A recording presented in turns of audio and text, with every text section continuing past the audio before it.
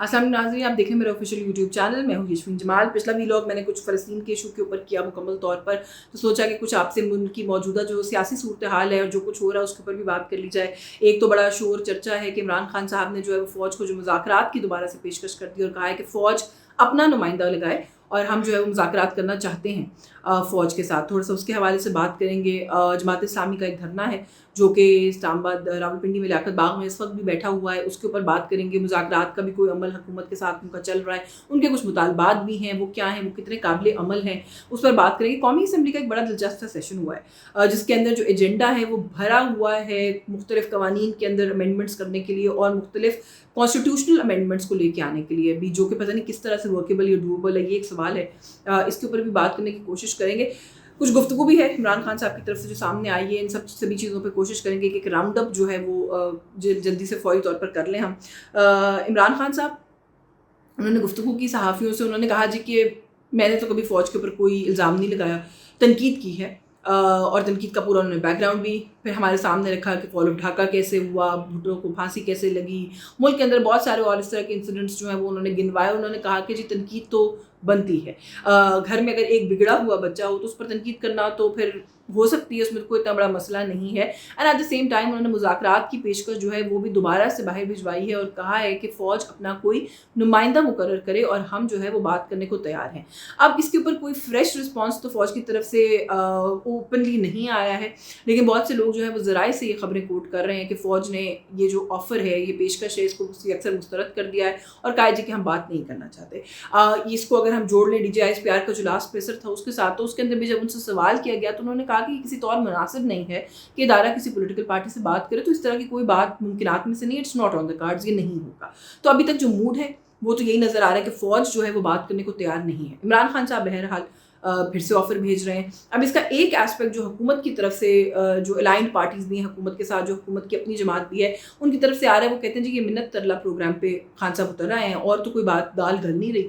تو انہوں نے کہا جی کہ ہم جو ہے وہ اب محنت کر کے دیکھ لیں کہ شاید کوئی اس سے بات چیت بن جائے. تو انہوں نے کہا جی کہ یہ ممکنات میں سے نہیں. اچھا، بڑا انٹرسٹنگ ایک جو میرے لیے ایسپیکٹ رہا وہ یہ رہا کہ میں نے بہت سے حکومتی رہنماؤں کو اپنے شوز پر بھی ویسے بھی بات کی، ڈفرینٹ ٹیلی ویژن ٹاک شوز کے اوپر سنا، جس کے اندر وہ بڑے ہی اوپنلی یہ بات کہہ رہے ہیں کہ اگر 2018 میں عمران خان کے ساتھ فوج الائنڈ تھی اور ان کو سپورٹ کر رہی تھی تو تب ٹھیک تھا، تو آج ہمیں سپورٹ کر رہی ہے تو اس میں کیا مسئلہ ہے. تو وہ ایڈمٹ بھی کر رہے ہیں آن بہاف آف دی اسٹیبلشمنٹ، جبکہ اسٹیبلشمنٹ کانسٹنٹلی یہ کہہ رہی ہے کہ ہم کسی کو سپورٹ نہیں کر رہے، ہم نیوٹرل ہیں. حکومتی لوگ جو ہیں وہ آ کے یہ بات کہہ رہے ہیں اور کیا میں کہوں کہ اعتراف جرم کر رہے ہیں کہ جی ہم تو ان کے ساتھ الائنڈ ہے اور ہم جو ہے وہ ہمارے لیے فیوریبل ہے، وہ ہماری سپورٹ میں ہے.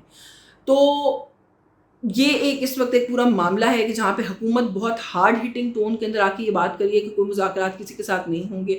آلدو اس پورے سیناریو کے اندر خواجہ آصف اور رانا ثناء اللہ صاحب نے کہا ہے کہ اگر یہ دونوں فریقین آپس میں بات کرنا چاہتے ہیں تو اچھی بات ہے، ہمیں اس پہ کوئی اعتراض نہیں ہے. بٹ ادروائز اس کو لے کر بڑا ایک ہیو اینڈ کرائی ہے کہ عمران خان صاحب نے یہ کیوں کہا ہے. اور اب ایک طرف ہم عمران خان پہ اور پی ٹی آئی پہ تنقید کرتے ہیں کہ وہ اپنے ہائی ہارس سے نیچے نہیں اترتے، وہ اپنا جو انہوں نے چھت کے اوپر چڑھ کے اپنا سٹانس بنا لیا ہے وہ نیچے آنے کا دروازہ بند کر کے چھت پر چڑھ گئے ہیں. اب جب وہ دروازہ کھول رہے ہیں اور چھت سے نیچے اترنے کی کوشش کر رہے ہیں، گھوڑے سے اترنے کی کوشش کر رہے ہیں، ہم تب بھی ان پر تنقید کر رہے ہیں. اب تنقید یہ ہے کہ آپ بات پولیٹیکل پلیئر سے کیوں نہیں کرتے. اس پر ان کا جواب بڑا سادہ ہے. وہ کہتے ہیں جی کہ جس کے پاس اختیار ہے، قوت ہے، میں ان سے بات کروں گا. شہباز شریف صاحب کو وہ ایک نان اینٹی سمجھتے ہیں، وہ سمجھتے ہیں کہ ان کے اختیار میں کچھ نہیں ہے، یہ ان کے ساتھ کسی بھی قسم کی بات چیت نہیں کی جا سکتی. یہ موقف ہے پاکستان تحریک انصاف کا. اس موقف کے اوپر میرا موقف یہ ہے کہ آپ جس کے اوپر یہ الزام لگا رہے ہیں کہ وہ آپ کے گھر سے کچھ چوری کر کے لے گیا، جو آپ کہتے ہیں آپ کا مینڈیٹ چوری کیا گیا ہے کسی کے لیے، پھر آپ کا ان پر الزام ہے کہ آپ کے جو لوگ پکڑے جا رہے ہیں، جو آپ کے ساتھ زیادتیاں ہو رہی ہیں، جو آپ کو انڈیو پکڑا گیا ہے، جو جعلی مقدمے آپ پر بنائے گئے، وہ سب ادارے نے بنائے ہیں. Establishment is behind all of that. تو جو شخص آپ کہہ رہے ہیں کہ آپ پر ظلم کر رہا ہے، وہ کیوں ون فائن ڈے آپ کی پیشکش کے اوپر آ کے آپ کے ساتھ بیٹھ جائے گا اور آپ سے بات کرنا شروع کر دے گا. دس از لٹل سلائٹلی بیونڈ می. مجھے ایسا لگتا ہے کہ اس طرح کی اسٹیٹمنٹس دے کے پاکستان تحریک انصاف، عمران خان صاحب جو ہے وہ خود کو اپنے رہنماؤں کو تھوڑا سا ایک آکورڈ پوزیشن میں ہی ڈالتے ہیں، بیڈ ویڈیو آپٹکس کریٹ کرتے ہیں، اس سے زیادہ اور کچھ ہوتا نہیں.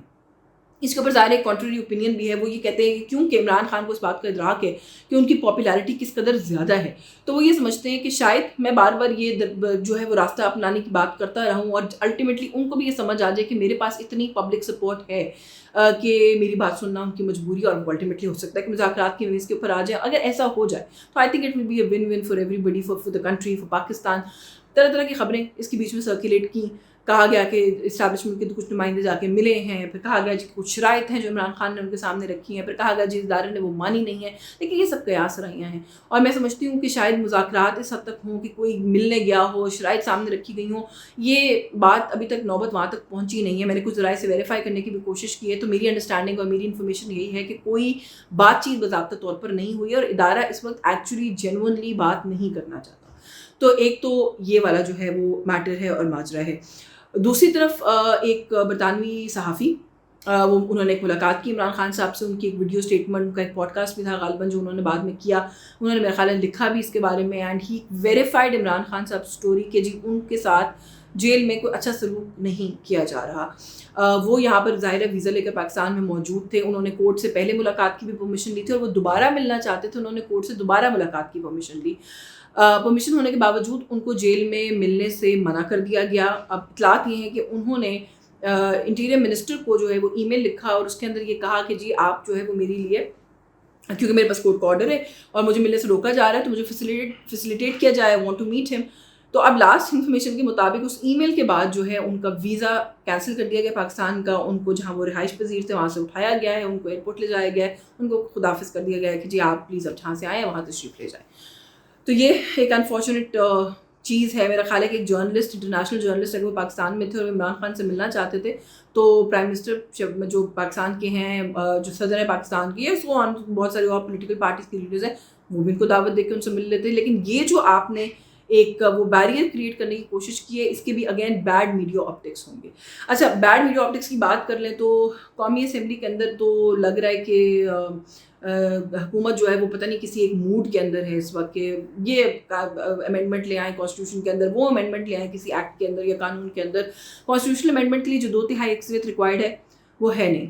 لیکن کانسٹیٹیوشنل امینڈمنٹس ایسی کمال کی پیش کی گئی ہیں کہ میں اس پہ کیا کہوں. بہت سارے آرٹیکلس ہیں جس میں کمپوزیشن ہے نیشنل اسمبلی کی, پروونشل اسمبلی کی, سینٹ کی, ریزرو سیٹ کیسے ملتی ہے, جنرل کمپوزیشن کیا ہوتی ہے, ان سب کو امینڈمنٹ کی بات کی گئی ہے. ابھی تک بل سامنے نہیں آئے, سو ہم حتمی طور پہ نہیں کہہ سکتے کہ وہ ایگزیکٹلی ایمڈ ایٹ واٹ ہیں. پھر ایک آرڈیننس ہے توہین عدالت کا, اس کو ریپیل کرنے کا بھی ایجنڈا جو ہمارے پاس لاسٹ آیا تھا قومی اسمبلی کا, اس کے اندر وہ شامل ہے.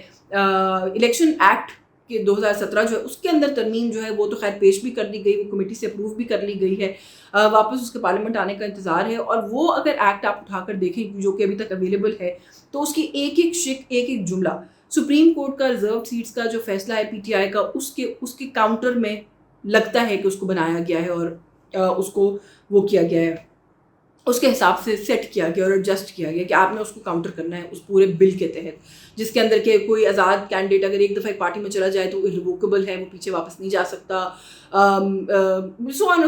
سمبل آپ نے سمبل سے پہلے اگر کوئی ایک دفعہ افیلیشن بتا دی ہے سمبل ملنے سے پہلے, تو آپ اس کو دوبارہ چینج نہیں کر سکتے. بہت ساری اس طرح کی چیزیں جو کہ ڈائریکٹلی وہ پورا معاملہ سنی تھے اتحاد کونسل کے لوگ پی ٹی آئی میں جائیں گے, پھر کیا ہوگا, کس طرح ہوگا. سپریم کورٹ کی جو ججمنٹ ہے اس کا کاؤنٹر اٹیک لگتا ہے وہ جو الیکشن ایکٹ ہے. ایز اے پرائیویٹ ممبر بل وہ پیش کیا گیا, حکومت نے ایز اے گورنمنٹ بل اس کو پیش بھی نہیں کیا, حالانکہ جو دونوں ایم این ایز ہیں وہ گورنمنٹ کے ہیں, بلال اظہر کیانی بھی اور زیب جعفر صاحبہ بھی, اور یہ بل ان کی طرف سے پیش کیا گیا ہے. لائک ایسے کمیٹی میں لے جا کے اپروو کرا دیا گیا ہے, گرما گرمی ہوئی ہے کمیٹی میں علی محمد خان صاحب کی بھی اور لا منسٹر صاحب کی بھی, بٹ ظاہر ہے میجورٹی ہے اس وقت حکومت کے پاس, کمیٹی سے اپروو کروا سکتی تھی, وہ اپروول ہو گیا ہے. سوالات بہت سارے ہیں. سپریم کورٹ کی ڈیسیجن آلریڈی ان پلیس ہے. یہ ایکٹ اگر امینڈ ہو بھی جاتا ہے تو کیا جو فیصلہ آ گیا ہے اس کو انویلڈ کر سکتا ہے an act of parliament supreme court کے فیصلے کو؟ میں نے کچھ ماہر قوانین سے بات کی, وہ کہتے ہیں ایسا نہیں ہو سکتا. اگر آپ اس کو فیوچر کے لیے اپلیکیبل کر دیں تو اس سے گورنمنٹ کو کیا اچیو ہوگا, کیونکہ ریٹروسپیکٹیولی تو بہت سے لوگوں کی یہی رائے ہے کہ یہ نہیں ہو سکتا. اب ایک اوپینین یہ بھی ہے کہ سپریم کورٹ کا ایک فیصلہ ہے, ایک اسپیسیفک کیس کے اوپر ہے, اس کو لے کے اسپیسیفک قسم کی لیجسلیشن کرنے کی اگر کوشش کی گئی ہے تو توہین عدالت جو ہے وہ لگ سکتی ہے ان کے اوپر, اور کچھ تو بڑے شور ہیں کہ لگے گی. جس طریقے سے اس پوری صورتحال کو حکومت کی طرف سے اس ہیسٹ کے اندر ایک عجیب و غریب قسم کے موڈ کے اندر جو ہے وہ ہینڈل کیا گیا ہے.